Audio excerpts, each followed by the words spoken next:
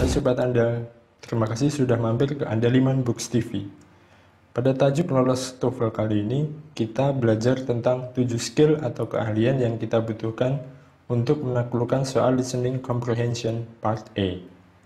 Langsung aja kita mulai.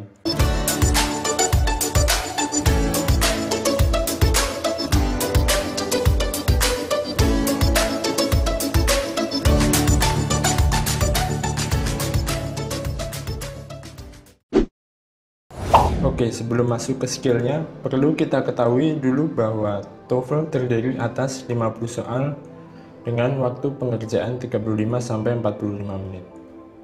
Nah, 50 soal ini dibagi menjadi 3 bagian, ada part A, part B, dan part C. Part A ini isinya short conversation, biasanya ada 30 soal di dalamnya.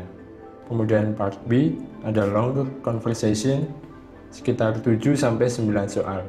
Lalu part C ada long talk, jumlahnya sekitar 11-13 soal. Skill yang kita pelajari nanti sangat berguna untuk menaklukkan soal TOEFL part A yang ini, yang isinya short conversation.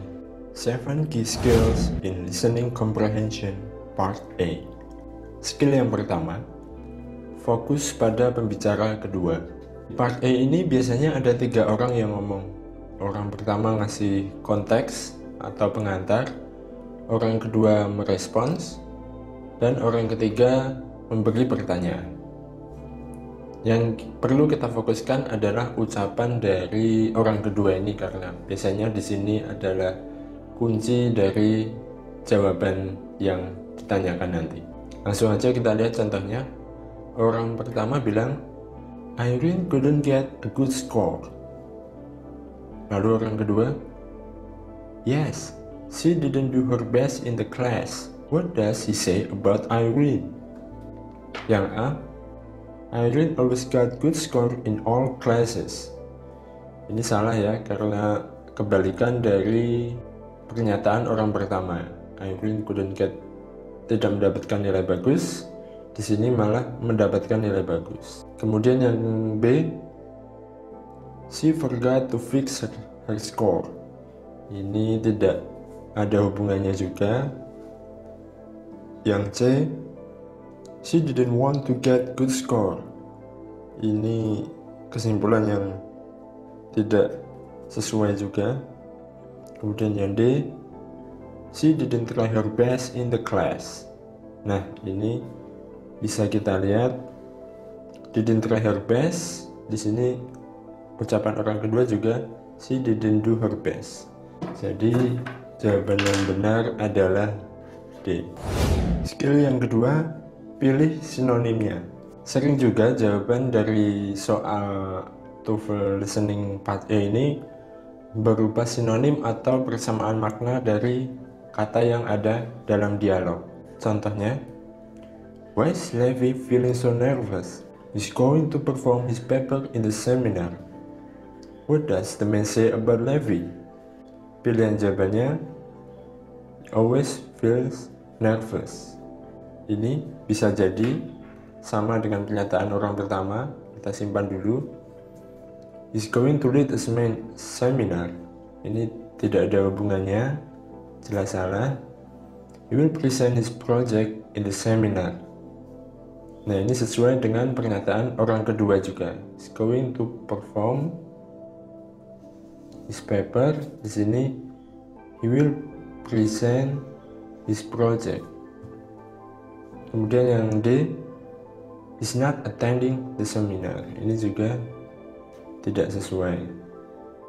Jadi jelas di sini ada perform, di sini ada present, di sini ada paper, di sini ada project. Ke sepasang-sepasang ini saling bersinonim atau memiliki persamaan makna. Jadi jawaban yang betul adalah C. Skill yang ketiga, waspadai bunyi yang mirip atau sama persis. Nah, ini jebakan yang paling sering muncul dalam soal listening. Dalam pilihan jawaban selalu ada kata yang mirip atau bahkan sama persis dengan dialog. Padahal maknanya sebenarnya bertolak belakang. Why didn't Dadang attend the meeting? He was searching instruments for our next project. What does the woman say about Dadang? Di sini ada kata kuncinya adalah instruments dan searching. Sementara kita lihat di pilihan jawabannya, di sini ada kata research, di sini juga ada kata recruitment. Ini kan bunyinya mirip antara searching dan research. Nah, jangan sampai terjebak lalu kita buru-buru memilih jawaban yang B. Kita lihat dulu, he was having a research, ini tidak ada hubungannya ya, karena ini research itu penelitian, sedangkan searching itu mencari instrumen atau alat-alat yang dibutuhkan untuk proyeknya. Jadi ini salah, justru salah. Kemudian di sini ada instruments, di sini recruitment, ini juga mirip bunyinya, apalagi kalau kita sedang panik waktu mengerjakan soal. Sementara kita lihat maknanya, he was involved in the recruitment. Ini juga ternyata justru tidak ada hubungannya. Kita lihat yang pertama, he was looking for the niche for the next job. Nah, ini malah ya justru yang sesuai, padahal tidak ada kata yang mirip atau sama. Karena di sini searching instrumen, di sini looking for the niche, ini kayak tadi ya, bersinonim. Jadi jawabannya adalah A. Lalu contoh yang kedua, do you think we'll be able to have the trip today? I wish the sky wasn't so cloudy. What does the man mean? Nah, perhatikan pilihan jawabannya. Hampir semuanya mengandung kata cloudy. Ini ada A, B, dan D sama-sama mengandung cloudy. Ini tentunya tujuannya untuk menjebak kita agar segera memilih yang ada kata cloudy-nya, karena di sini juga ada kata cloudy. Langsung kita lihat dulu yang B, the sky is nice. Ini tetap salah karena di sini I wish the sky were not so cloudy. Langitnya, aku berharap langitnya tidak terlalu berawan atau mendung. Nah, jadi yang B jelas salah. Kemudian mana yang benar? Kita lihat yang A, the sky is not so cloudy. Ini juga salah karena di sini justru langitnya mendung. Kemudian yang C, the sky was cloudier. Ini juga salah. Kita lihat the sky was cloudier, ini masih mungkin sebenarnya karena langitnya mendung dibandingkan kemarin, tapi kemarinnya ini kan tidak ada keterangan di dialog yang tadi, sehingga tetap salah. Yang paling tepat adalah D, the sky is too cloudy. Ini sinonim juga, too dengan so ini sama-sama sangat, artinya sangat. Kemudian di sini cloudy sama, berarti jawaban yang benar adalah D. Kemudian skill yang keempat adalah perhatikan who, what, dan where. Pertanyaan tentang siapa, apa, dan di mana ini juga selalu muncul. Kalau soal ini yang ditanyakan adalah tempat berlangsungnya dialog. Kita lihat di pertanyaannya where. Where does the conversation probably take place? Untuk soal yang ini, kata kuncinya tentu saja coffee ini. Kalau misalnya kita tidak terlalu dengar apa tadi dialognya, bisa kita dengarkan beberapa kata kunci, ada coffee, ada minute please. Nah, ini berarti ada orang yang memesan kopi, maka kemungkinan besar jawabannya adalah ya yang A, a cafe. Skill yang kelima adalah simak kalimat negatif. Ini juga sering dijadikan jebakan karena ada bentuk negatifnya. Jadi yang dimaksud adalah kebalikan dari yang dituliskan di sini. Kita lihat contohnya. How did they finish the assignment that fast? They didn't do it individually. Nah, di sini ada kata individually. Di pilihan jawaban juga ada kata itu. Ingat skill yang ketiga tadi, jangan terjebak oleh kata yang mirip atau sama persis. Ini kita lihat dulu maknanya. They wanted to finish it individually. Mereka ingin menyelesaikannya sendirian. Apakah di sini maknanya sendirian? Perhatikan di sini ada didn't. Berarti justru kebalikannya, bukan sendirian tapi dalam kelompok atau beramai-ramai. Jadi ini jelas salah. Kemudian yang D, mereka malah tidak melakukan, ini juga salah.